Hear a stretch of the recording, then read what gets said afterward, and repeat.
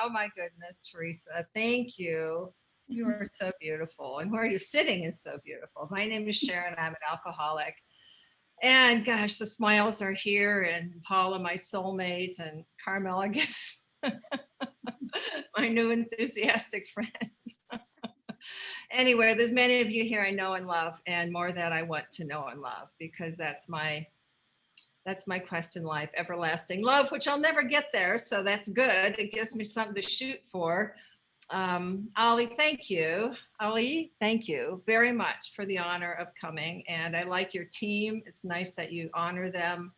I know that, what does it Carl Jung say? It is not what we know that heals, but who we are. And you can tell a man and a woman by who they are, by how they are inclusive in life with the people that are around us. I've been a little overwhelmed the last few days, but that connected with me in my morning meditation. I woke up at 8 o'clock, which I don't normally do. I had been on vacation, but then you need a vacation after vacation sometimes. And I hadn't had one in 2 years, so I really rocked it out. And so there I was, 8 o'clock in the morning. But the one thing that I do is walk the dog, feed the cat, feed the dog, and then I have my time with God. And that was not lost on me today. And in my meditation, it's so simple. I connected overwhelm with fear. It's like, I mean, how easy is that to understand? You can giggle all the way through, Teresa. I love it. Yeah, so your enthusiasm is just it's infectious. Yeah, so I connected that and I went, okay, fear. That is something that it's, I have fear in my gut when I know it's there. I have fear in my heart when I know it's there. I have the blockages between me and God when I know it's there. And I like to know when it's I like to feel the blockages. I like to know why I'm upset. I'd like to know right now what's blocking me, because I don't like to live like that anymore. I don't like to live like that anymore. I am spoiled rotten in Alcoholics Anonymous. I'm spoiled just, my goodness. And the beautiful, part about the spiritual awakening that you read, thank you. And I love the Herbert Spencer. I want to find out more about Herbert. I've got to write that down and go look him up a little bit. Something about Herbert Spencer that's ringing. I need to find out more about him, but that it never has to stop. It's a continual growth. And I picked this direct linkage, and, taken separately, these practices can bring much relief and benefit. I need relief on a daily basis because, as the Buddhists say, we all have a monkey mind. And I was blessed to know Sandy Beach, as I'm sure many of you have, and Don Pritz, as I know many of you had. What did he say that I loved? He said a couple of things, but one of the things I loved, he says, it's cruel to stand between yourself and the growth that God is trying to give you. But it's even more cruel to stand in front of somebody and their growth, to stand in the way of their growth between themselves and God. And that has helped me very much with friends, with sponsorship, with family, with my child, with people in my life that mean a lot to me. So how do I have this unshakable foundation? How do I know that my feet are firmly planted?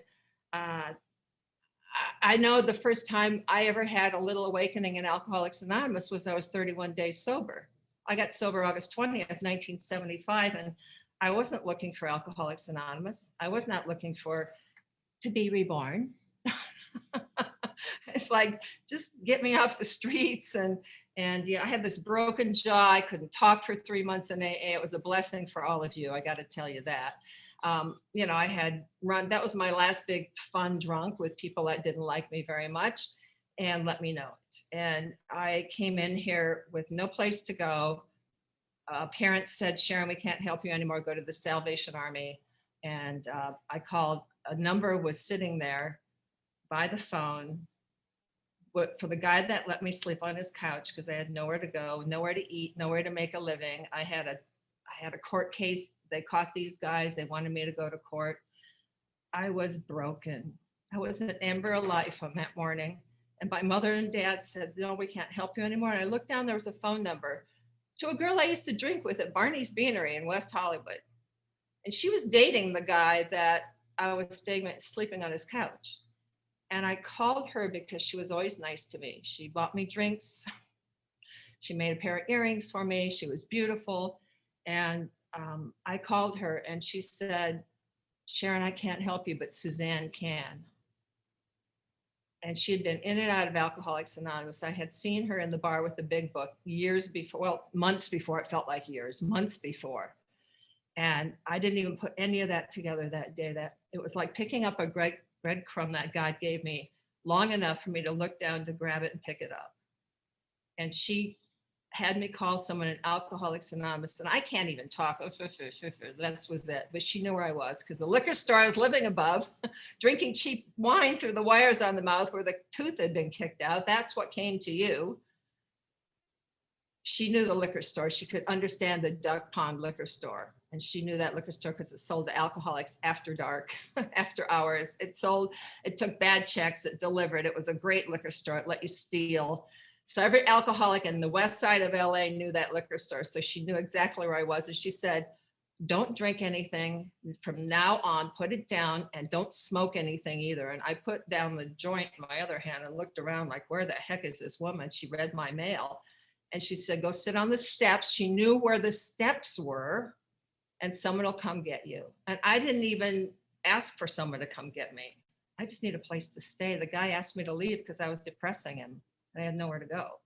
And I sat on those steps and this beautiful car pulled up with these beautiful women. And I hated all of them because they were shiny and pretty and everything was clean.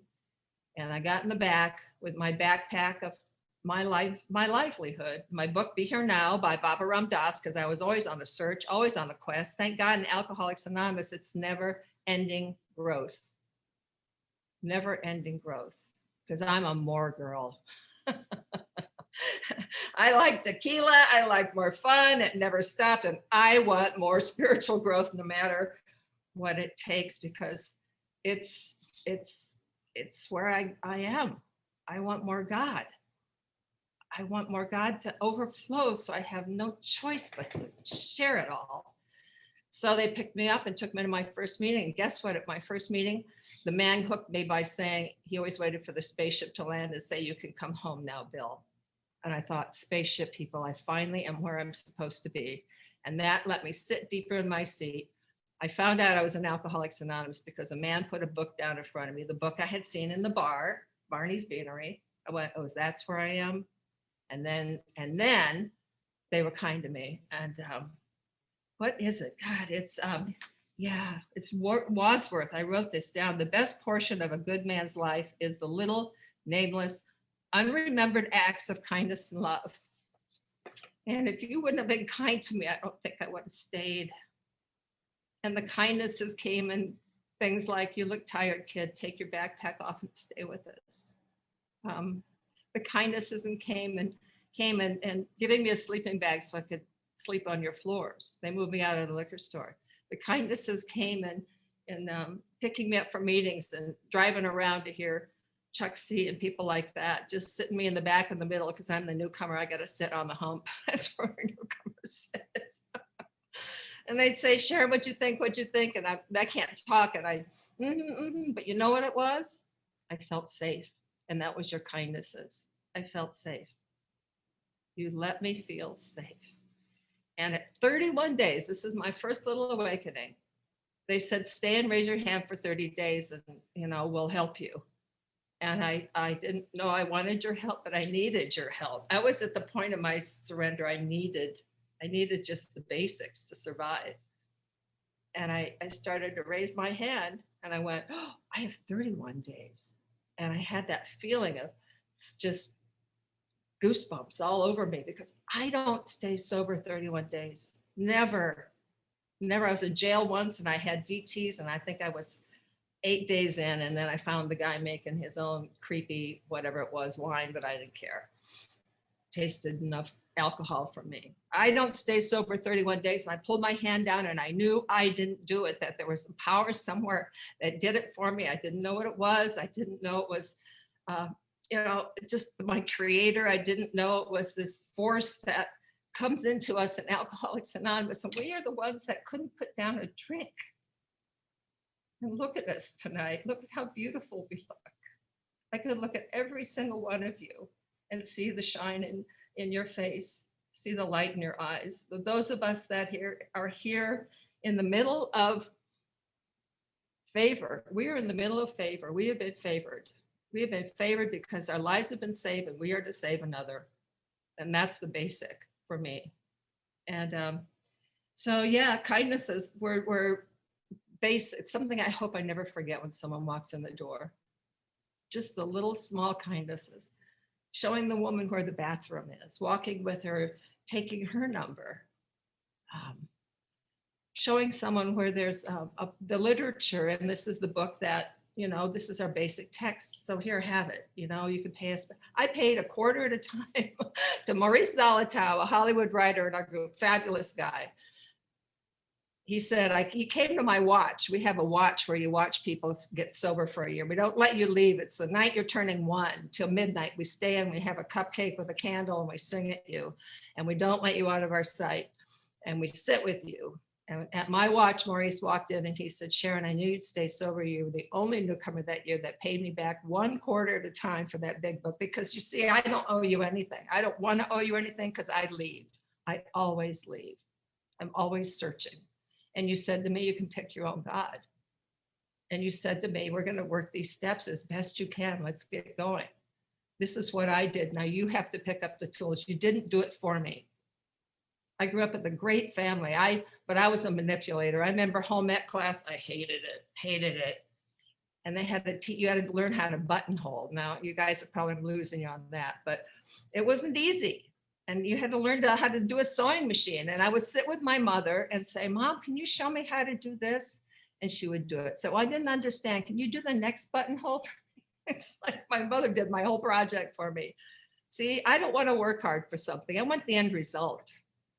And in Alcoholics Anonymous, you taught me how to get some spiritual muscles because I wanted to feel better. I saw you feeling better. I'm still amazed at the aura around AA meetings. No matter what our immediate problems, fears, or resentments, we come to a halt when the meeting begins and focus on our primary purpose. That's in the home group, the heartbeat of AA, somewhere in the grapevine somewhere. The heartbeat of AA, we focus on our primary purpose when we're together. And that's equanimity. That's equanimity. We're egalitarian here. We're all equal with the disease that will kill us. That will kill us and tell us we don't have it. And so I have been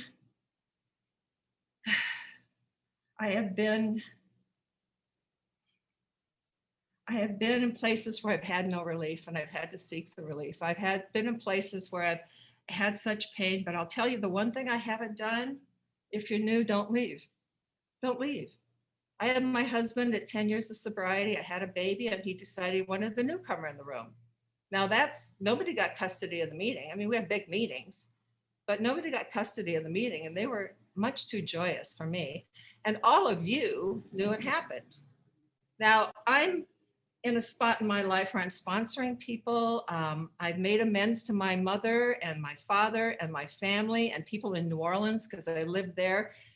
And there were many things on my list that I couldn't do until they showed up.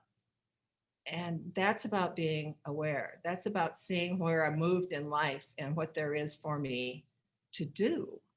There's always something for me to see and to do, to move through it so that I can be more healing, not to myself, but to you. Forgiveness to me is giving it to the person I'm forgiving.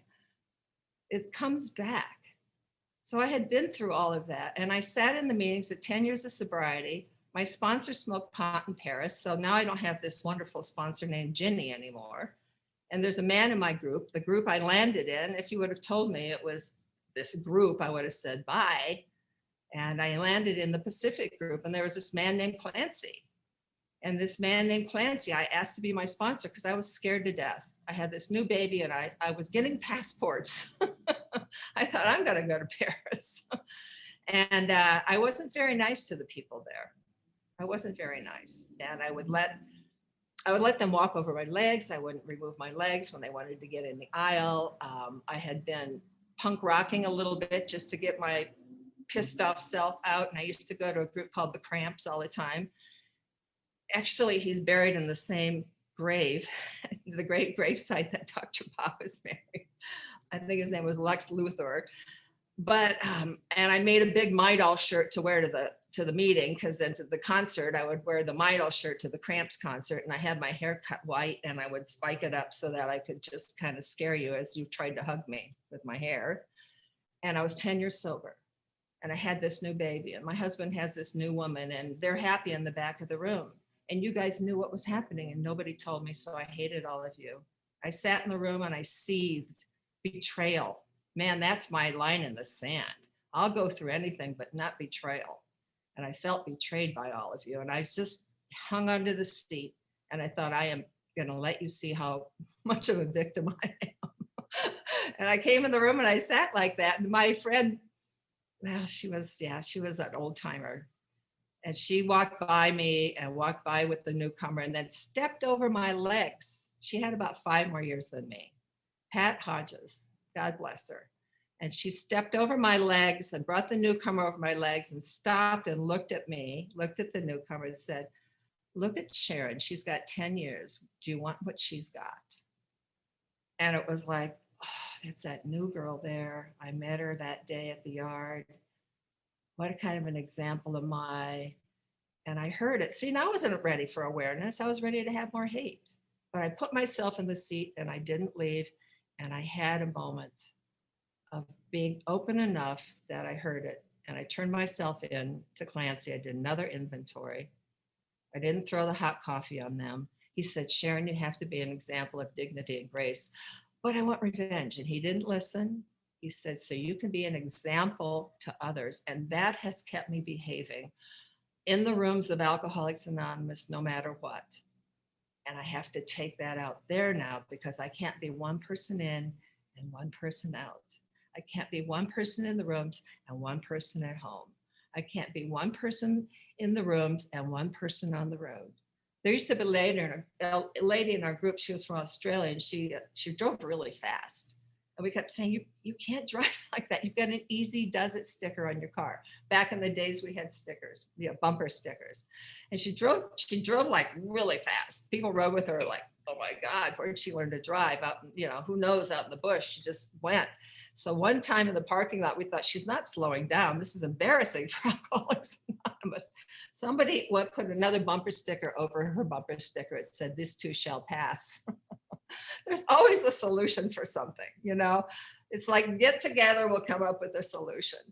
So I think I started deepening my prayer about then at 10 years. Now, believe me, I have prayed and paused and kept my mouth shut. And when I go be with my family, that grooved record, my older sister, the Mensa, the brilliant one that saved us from a fire when we were 6, hero child, full ride to a Ivy League school, retired at 50. Her name was put on a 777 because she flew so much for her work. Dad's favorite, what can I say? And then there's me, the middle child, the alcoholic. And then there's my younger sister who had the ponytail and the horse. And then there's my brother who has a doctorate. And I'm sitting in the car. This is my big pause moment with my family because I had prayed that morning, had quiet time, connecting from LA to O'Hare, night flight, sat in a little quiet place I found at O'Hare. It's still there. And I had my prayer and meditation and they picked me up that morning. Now I have been sober in Alcoholics Anonymous quite a while, sending my dad my letters with the notes with the money I owed him, because my sponsor said, don't just send the money, send a note about your life. I did it for 4 years and 10 months until my dad called me and said, don't send any more, daughter. You're done. You're free and clear, but no more money, but don't stop sending me your notes. So things were healing. Things were healing. And they picked me up and we're all there. My sister's getting married. I'm in the middle of the van. I've got them all around me. I'm sitting in the middle. My dad's talking to my sister about finance. I'm thinking, Dad, I paid you back the money. What about talking to me about that? Maybe I know something about finance now, but no.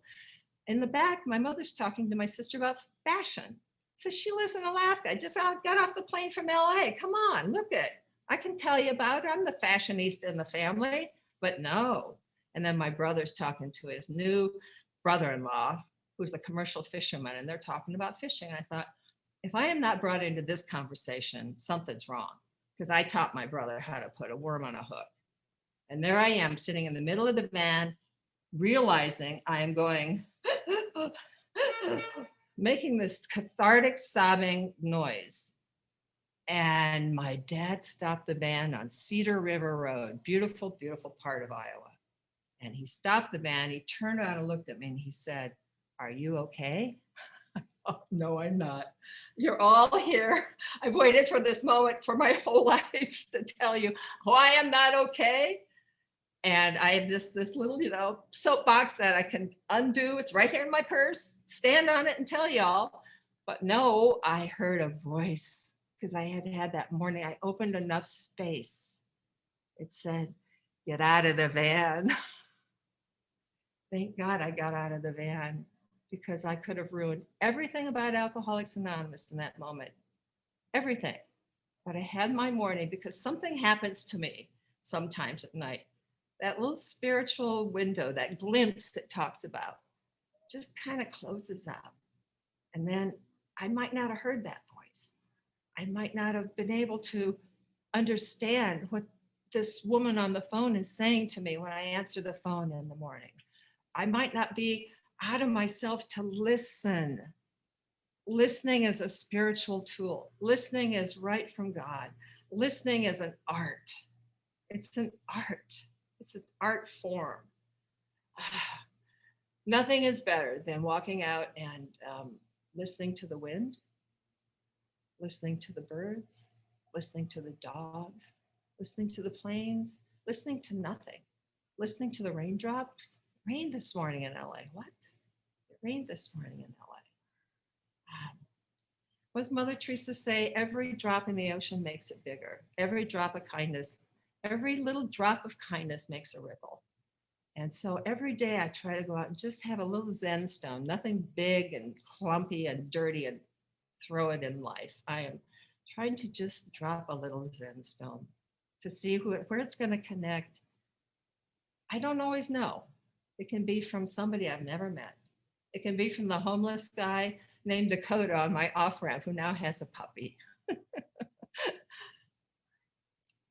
He said his name is Allie, and I thought, Allie, like you met him in an alley? And then he said, Ollie, like Oliver Twist. And I had another girl come up to me and said she was just praying. She was just praying, and she wanted to give me something holy. And it was a smile and just this. You just don't know where it's coming from. I don't.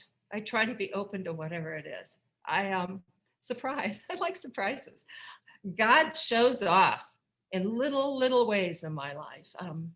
People get rainbows and all of this, and double rainbows, and that's the house I'm going to buy. I had a big double rainbow for it. It's like, I just get little voices, and I have to really listen hard, and I'm glad, because it cleans me out. I want to be cleaned out. So I know that I kind of just try to talk from my heart, and I'm not like a book quoter, but what's something that I got this book from Sandy. It was from his Far Corners retreat, and it's by Stephen Levine. It's called The Gradual Awakening. And I love this book. But it talks about the wanting mind, because alcoholism centers in the mind. And boy, oh boy, if I don't quiet my mind, it's called the wanting mind. When we see the depth of wanting in the mind, we see the depth of dissatisfaction, because wanting can't be satisfied.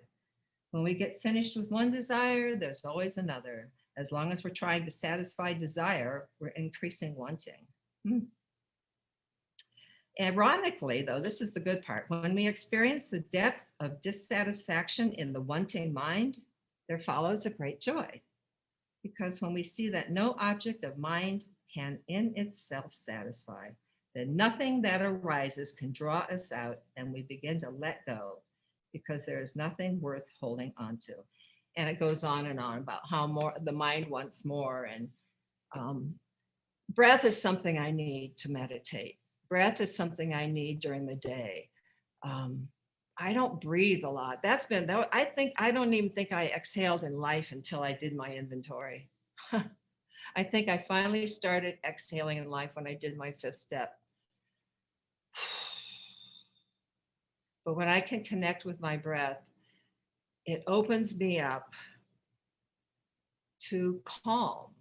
It opens me up to the space that I need to breathe and to let go. And I see my girl, I was talking here earlier, and she and I were talking about our needs, and what she's going to go on a beautiful 8-day quest. And my 8-day quest was with my family last week. And my older sister, the hero child, my protagonist, my whole life, is in a memory unit, a locked memory unit. And it's from her falls from brain bleeds after her husband died. She was getting, I don't know, 5 quarts of Jack Daniels from the liquor store there in Bucks County, Pennsylvania, alone in a big house. My brilliant older sister has Korsakoff syndrome.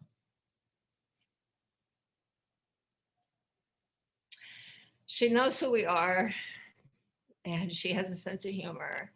And I show her the pictures, and she's good with the family. But thank God, at 40 years of sobriety, because this started 2 years ago. We didn't know. We didn't know because he was protecting her. And then when he died, she wasn't protected anymore.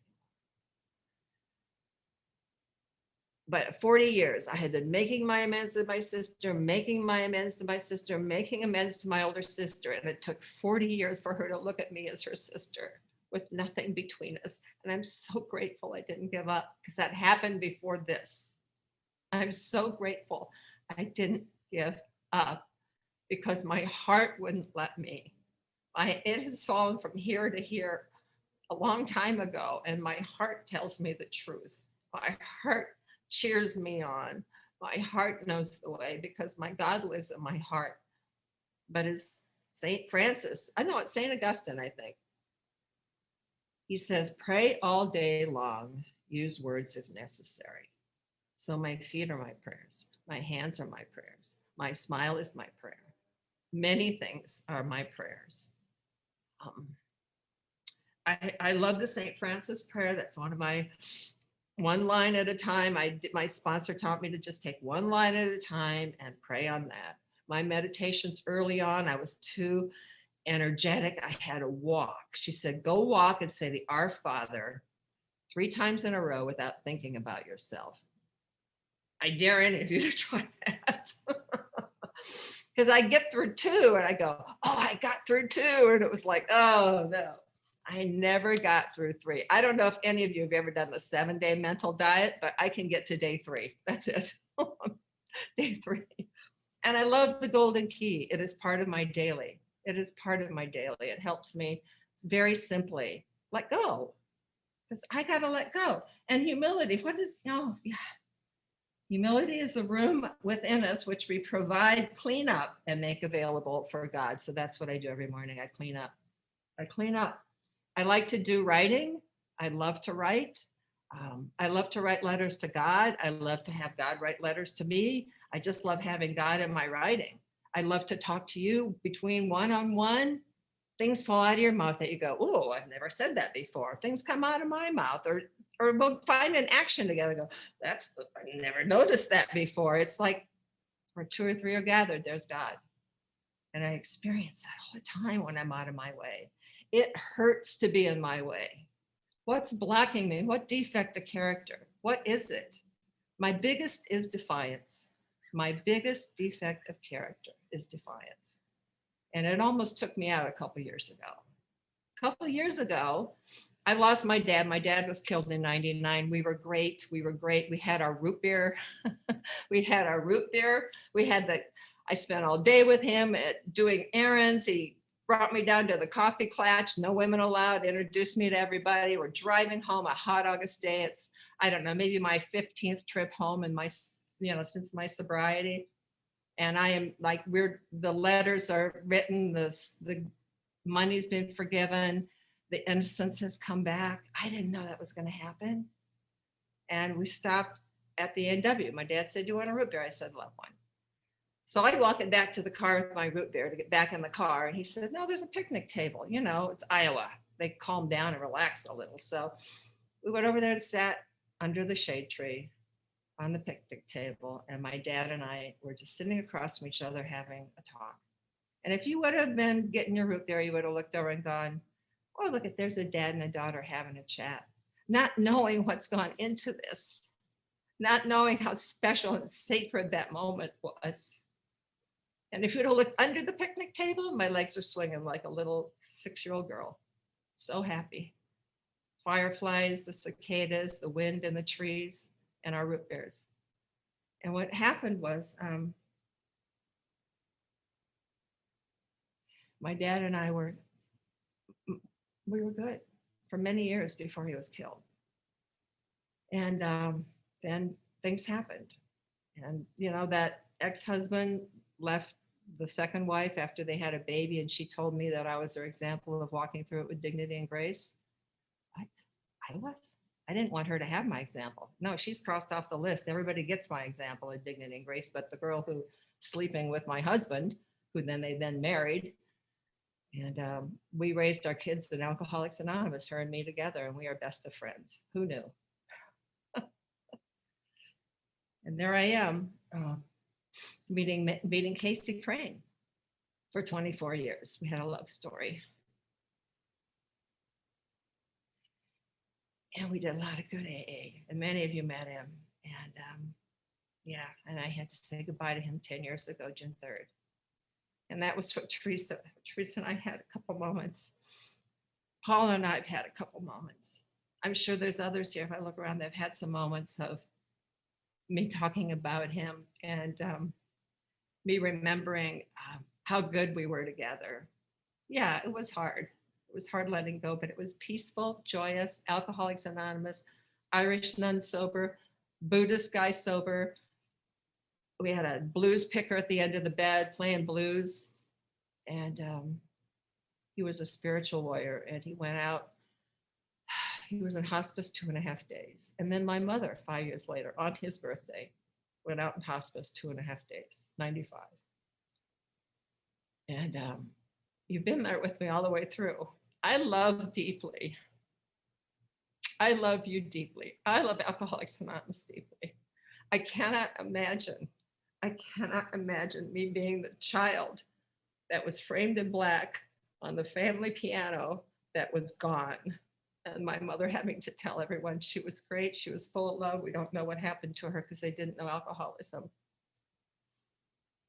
And on August 20th, 1975, I picked up a breadcrumb and I got led to you. And I stayed because I was tired. And I stayed 2 years ago when my career of 30 years, they kind of said, "We're moving to Dallas and not asking you to come." Okay, I don't like Dallas, nothing personal. I didn't want to go to Dallas. I love my group. I love LA. I love here. I love my life here. And so they signed the separation agreement, gave me some money. I went, yay, I don't have to sit in the freeway for 3 hours every day. And I knew life was going to change. I knew it was coming. God was saying something good is coming. Hang in there. You're killing yourself at this job. You're physically killing yourself. I was because I'm defiant, and I was proving to them I could do 2 jobs, 3 jobs. Give it to me, give it to me. And it was killing me with a high blood pressure. My sugar went up. I'm like, all better now. But when that hit me, I was elated, and then I hit the skids. What am I going to do? I would answer my phone. do what I was supposed to do, and go back to bed between every single phone call. Every single phone call, I'd have to go back to bed. And one day I'm standing on my balcony, third floor, and I'm thinking, I just had this much of a spark like when I came to AA. And then the phone would ring. Really? Okay, I'll listen. You broke up with your boyfriend. Oh, poor thing. Your nail broke, whatever it was. And I thought I'd better talk to my sponsor. And Clancy was alive and with it and everything I needed back then, 2 years ago. And I was sitting with him at our meeting. And for some reason, everybody was leaving him alone that night because we were having a talk, you could tell, because I was telling him where I was. And he just listened and he turned around and he looked at me and he said, Sharon, it's because you're defiant. And I went, oh, yeah. My Achilles heel, take me out. Please always tell me I'm being defiant. Please. I hope I have enough people around me to say, just let go and walk into the next room. It's begging you to come. There's always a beautiful room waiting. There's always a new view as I'm in the hallway. It's like other people are in the hallway, Sharon, go see what's wrong. Let's go see if you can help them. Ask them how their chemo's going. Ask them how their mother's feeling. Ask them what you can do for them. Do you need food? What can I do? Get out of yourself, Sharon. I had forgotten that defiance keeps me in a wall. And then I start building a case. And Clancy just looked at me and said, it's because you're defiant. And it was like, oh yeah, that's right. I had forgotten my alcoholism. Thank God he was there that night for me. Could have been a different ending. I don't know. But I have a sponsor. The sponsor knows that I am sponsored by them. I have a new woman named Nancy M. And she's transition was easy. I miss Clancy every Tuesday at 2:30. That's my call time. So I call him in heaven. And I think Casey and him and others have been talking about me, helping me through things. And my life has started again. So I have been shaken, but I haven't lost my footing. Humility is the soil with which I have to stand. Humus is the Latin word for humility, which is soil. I don't have to be bludgeoned into humility today. I had someone write in my book at my divorce, Don Newcomb, if anybody knew him in our group. He said, humility is what is left when the pain has been removed from humiliation. I guess I got to walk through the humiliation to get to the humility. So it's a quest. Sometimes I have to take out my oxygen and my crampons and all my windbreakers as I'm going over the mountain. And then I look down and I go, it's a speed bump. We're so dramatic.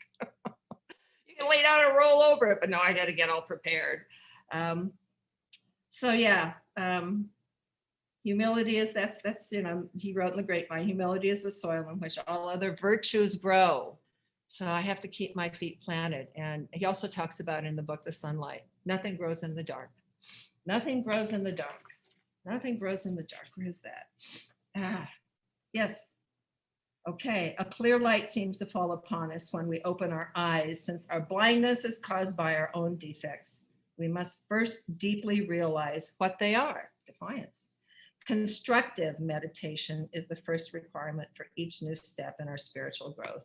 I write, I pray, I meditate, I read, and I walk. And the wind talks to me. I don't know, I'm about done, right? 2 minutes, 1 minute, Teresa? Okay. The wind talks to me. When my husband was dying, we were sitting having a cup of coffee looking outside, and I was complaining about work or something. And he's sitting there, he's just going off to another treatment. The oatmeal has been left in the microwave. When I come home from work, it's still there. He's not eating. Things are turning, and I'm complaining. And he was quiet. We're doing our reading, and the Santa Ana winds were blowing that day, and they call them the devil winds because they come from the heat. They come from the desert, and they really blow hard. And he said, Sharon, look outside. Do you see the wind? I went, yeah, look at it. There's a tumbleweed blowing down our street, and the trees are banging on the house. And he was quiet a minute, and he said, No, Sharon, do you see the wind? And he emphasized the word see. And I thought, listen, be quiet, sit. What is he trying to tell you? I don't know about you, but I've seen Kung Fu, Grasshopper Sensei. I felt like Grasshopper. I sat there and just sat there and thought, what does he mean? And then I thought, oh, he means the eyes. I can't. I said, no, I don't see the wind. And he said, that's right, Sharon. And he was quiet for a minute. And he said, you see the effects of the wind, right? I said, yeah, I see the effects of the wind. And he was quiet some more. And I was quiet some more. And then he said, I don't see God in this cancer. It's hard. I don't want to leave you. I don't want to leave my life. I love playing golf. That's over. I don't see God in this cancer. And it's hard. But every day I want to live. Every day I want to have God in my life. So I go out into the world and I don't see God in this cancer, but I go out into the world and I look for the effects of God. And he gave me my marching orders. He gave me my marching orders. And it's been 10 years. My life is moving through all kinds of new, beautiful joys. I'm excited about what's next. I'm feeling energized and youthful and full of love and full of hope. And change is coming, and I like it. I like change. I know it's change for the worse or change for the better, but one way it's change. And Bill says, don't fear change because it'll all get around if you stay sober. You'll get through the hallway. It'll be a new view. A new view. I've never known that view before. My dad 12-stepped the town drunk in Mount Vernon, Iowa, because I was the example, and I shot up in that van that morning. He wouldn't have done it if I would have told them all. I thought, well, look at that AA, what it's done to our daughter, because I was the example. And this man came to my dad. He was the town drunk, and he complained about his wife. And my dad said, it's not Mary's fault. You're an alcoholic. Alcoholics Anonymous has helped my daughter. Maybe it will help you. And he gave him the book that he bought at my wedding in 1977 that he read and knew how to be ready for me when I called about amends, financial amends. Most alcoholics owe money. I think I'll run a calculator tape, but that's my dad.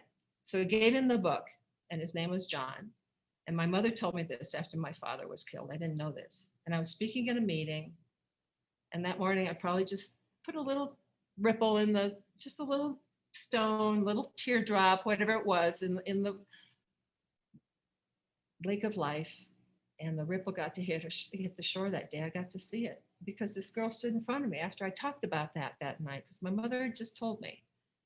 And she said, do you recognize me? And I went, no, this is Thousand Oaks, California. And I said, no. And she said her name. And I went, oh my God, I babysat you in Lisbon, Iowa. I smoked pot. You okay? I was like, oh, more bends.